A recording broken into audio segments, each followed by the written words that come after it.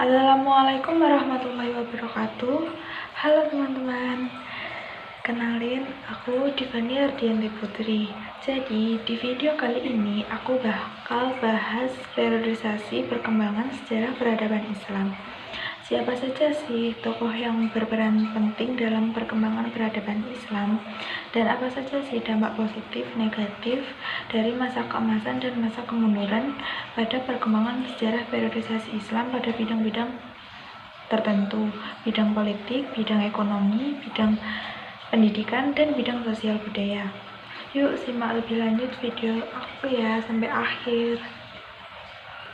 Sejarah peradaban Islam merupakan tingkat kemajuan dan tingkat kecerdasan akal yang dihasilkan oleh satu periode kekuasaan Islam, mulai dari Nabi Muhammad SAW sampai tingkat kemajuan Islam saat ini.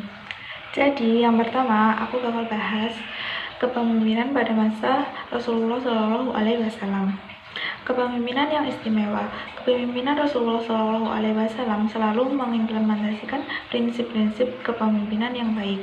Antara lain dalam memimpin selalu menggunakan sistem musyawarah, menghargai orang lain baik lawan maupun kawan, sifat ramah, selalu menunjukkan kelembutan, lebih mementingkan umat daripada diri sendiri, serta menguasai situasi dan kondisi, pemersatu umat, mengembangkan dasar perdamaian, pembawa rahmat bagi seluruh alam, serta konsisten, tidak pandang bulu dan tidak pilih kasih.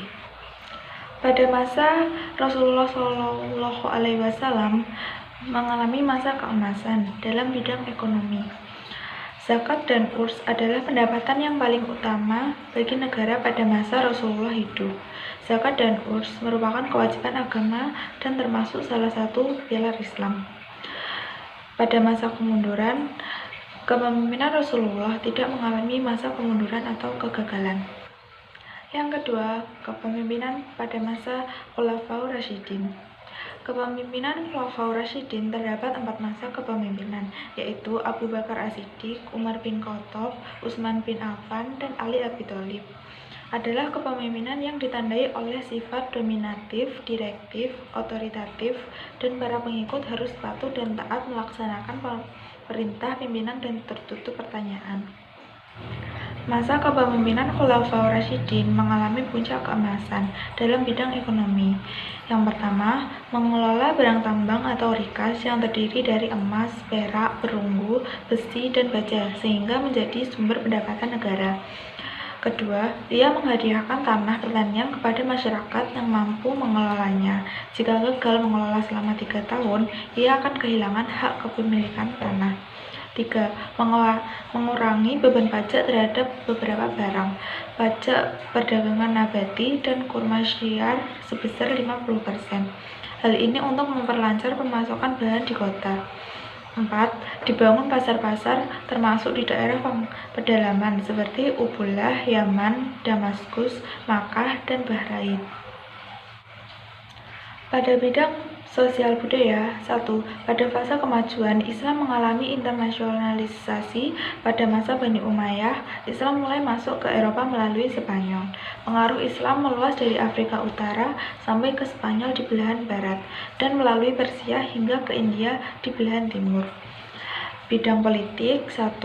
Daerah-daerah Persia hingga India tunduk di bawah kekuasaan Islam. 2. Tripoli, Cyprus, dan beberapa daerah lain dikuasai, tetapi ekspansi gelombang pertama berhenti. Pada bidang pendidikan, 1. Ilmu pengetahuan dan arsitektur berkembang di kota-kota Spanyol yang didiami oleh umat Islam seperti Cordoba dan Granada. Sistem penerangan jalan dan sistem saluran air sangat baik. Bangunan dengan arsitektur mengagumkan juga dibangun pada masa itu, seperti Istana Az-Zahra Cordoba dan Istana Alhambra Granada. Kepemimpinan Khulafaur Rasyidin juga mengalami masa kemunduran. Pada bidang politik, 1. Pada fase disintegrasi, keutuhan umat Islam dalam bidang politik mulai pecah. Baghdad dirampas dan dihancurkan oleh Hulagu Khan pada tahun 1258. 2. Selain itu, jika sebelumnya secara politik daerah-daerah Islam tunduk pada kekhalifahan pusat, kekhalifahan sebagai simbol keutuhan, politik mulai runtuh dan digantikan pemerintahan otonom di berbagai kawasan. Pada bidang ekonomi, 1. Banyak menemui permasalahan yang menghadapi kelompok murtad, nabi palsu, dan pengumpulan zakat, sebab mulai muncul orang yang enggan membayar zakat. 2. Menegaskan hukum dengan memerangi mereka yang tidak mau membayar zakat. Yang ketiga, periodisasi pada masa kepemimpinan Bani Umayyah. Kekhalifahan Bani Umayyah diperoleh melalui kekerasan, diplomasi, dan tipu daya, tidak dengan pemilihan atau suara terbanyak. Kepemimpinan ini dimulai ketika Muawiyah mewajibkan seluruh rakyatnya untuk menyatakan setia kepada anaknya. Yazid Muawiyah bermaksud mencontoh monarki di Persia dan Bizantium. Sejak berdirinya dinasti Umayyah memiliki model kepemimpinan yang hedonisme, gaya kepemimpinan yang mengedepankan kekuasaan menjadikan perpolitikan mereka tidak sehat.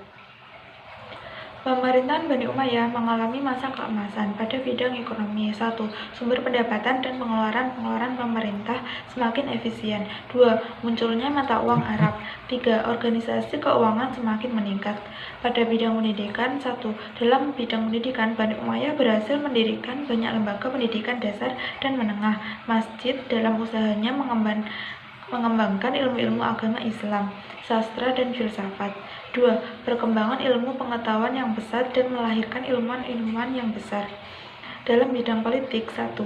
Islam berhasil menaklukkan wilayah-wilayah yang telah dikuasai oleh kerajaan Romawi dan Bizantium sebelumnya, dan Islam berhasil memperluas kekuasaan ke negara-negara di Afrika dan di Asia.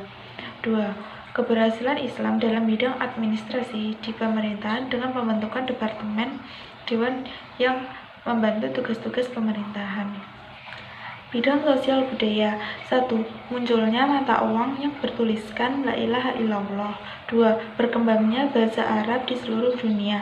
3. Pada masa Bani Umayyah, Islam mulai masuk ke Eropa melalui Spanyol. Pengaruh Islam meluas dari Afrika Utara sampai ke Spanyol di belahan barat dan melalui Persia hingga ke India belahan timur.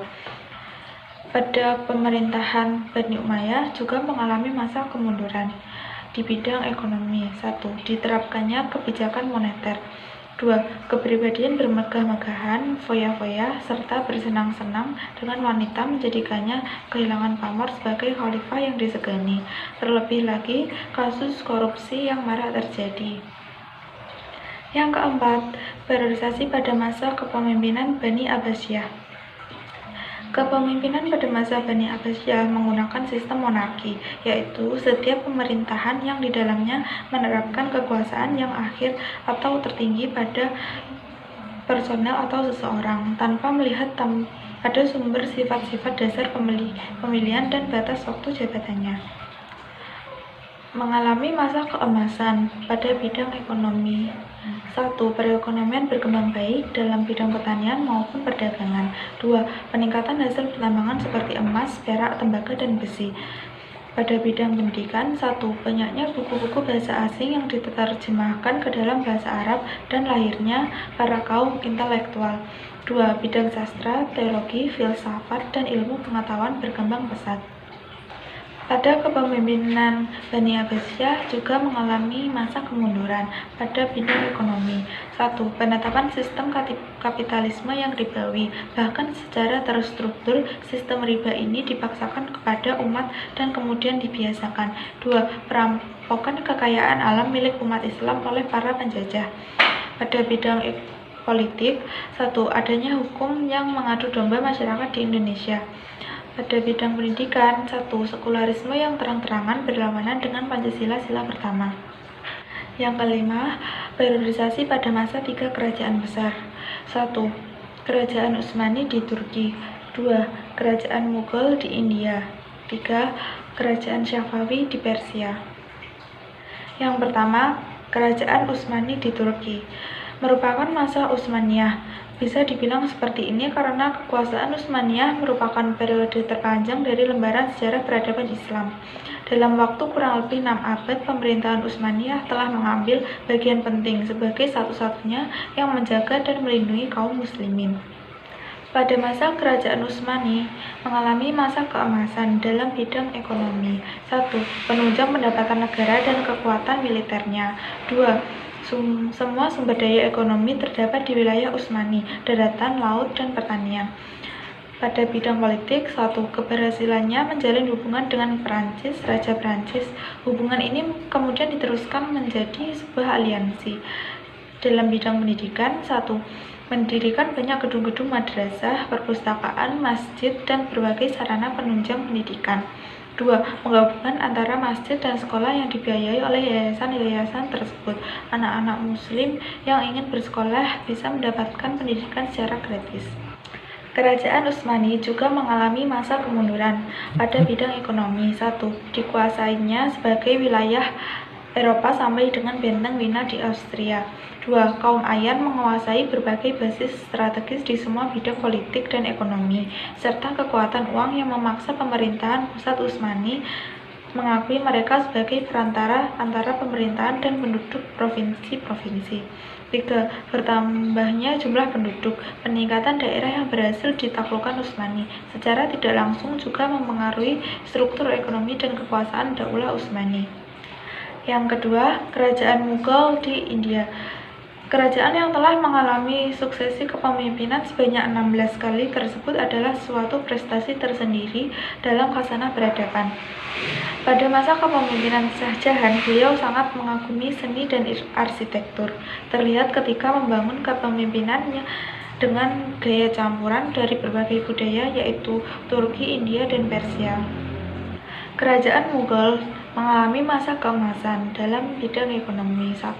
Dinasti Mughal mengembangkan sektor pertanian, pertambangan, dan perdagangan. Akan tetapi sumber utama keuangan kerajaan lebih bertumpu kepada sektor pertanian. Pada bidang politik, 1. Diterapkannya toleransi universal. Dengan politik ini, semua rakyat India dipandang sama. Mereka tidak dibedakan etnis dan agama. Dalam bidang pendidikan, 1. Berkembangnya ilmu pengetahuan dan pendidikan, terutama sekali pada ilmu yang berhubungan dengan akidah dan syariah. Kerajaan Mughal mengalami masa kemunduran pada bidang politik. 1. Terjadinya stagnasi pembinaan kekuatan militer sehingga kekuasaan militer Inggris di wilayah-wilayah pantai tidak dapat dipantau oleh maritim Mughal. Begitu juga kekuatan darat, bahkan mereka kurang terampil menggunakan persenjataan Mughal sendiri. Yang terakhir, Kerajaan Syafawi di Persia. Di bawah kepemimpinan Abbas I, Kerajaan Syafawi ini menganut aliran Syiah, dan aliran Syiah tersebut ditetapkan sebagai mazhab di negaranya. Pada masa kekuasaan Abbas I ini melakukan cara untuk mengatasi berbagai kemelut di dalam negeri yang mengganggu stabilitas yang ada di negara tersebut. Kerajaan Syafawi mengalami masa keemasan pada bidang ekonomi. 1. Mengalami kemajuan di bidang ekonomi, terutama industri dan perdagangan. 2. Selain itu, Kerajaan Syafawi mengalami kemajuan dalam sektor pertanian, terutama di daerah bulan sabit subur. Pada bidang politik, 1. Terwujudnya integritas wilayah negara yang luas yang dikawal oleh suatu angkatan bersenjata yang tangguh dan pemerintahan yang kuat, mampu memainkan peranan dalam percaturan politik internasional. 2. Selain itu, juga membangun angkatan bersenjata. Kerajaan Syafawi juga mengalami masa kemunduran pada bidang politik. 1. Sifat dan moralnya buruk sehingga rakyatnya bersikap masa bodoh terhadap pemerintahannya. 2. Konflik dengan golongan Sunni membuat sistem pemerintahannya tidak stabil. 3. Terjadi pemberontakan bangsa Afgan yang mengakibatkan kota Kandahar dan Isfahan lepas. Oke guys, jadi sampai sini aja video penjelasan dari aku. Mohon maaf jika ada salah kata. Dan terima kasih yang udah nonton sampai akhir. Jangan lupa like, comment, dan subscribe. See you. Wassalamualaikum warahmatullahi wabarakatuh.